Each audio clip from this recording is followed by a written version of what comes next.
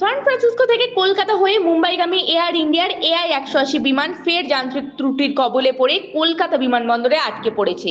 সূত্র অনুযায়ী সোমবার রাত 12:45 বিমানটি কলকাতা বিমানবন্দরে অবতরণ করে।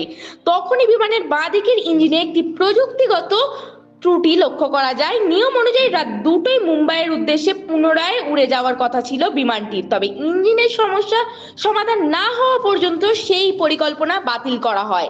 আপাতত বিমানটিকে বেশ 77-এ রাখা হয়েছে।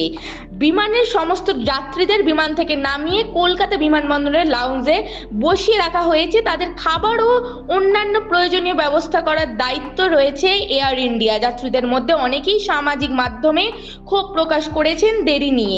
যদিও সংস্থার পক্ষ থেকে দুঃখ প্রকাশ করা হয়েছে এবং দ্রুত সমাধানের আশ্বাসও দেওয়া হয়েছে। বিমানবন্দর সূত্রের খবর, প্রযুক্তিগত সমস্যা সমাধান হলেই বিমানটি মুম্বাইয়ের উদ্দেশ্যে রওনা দেবে।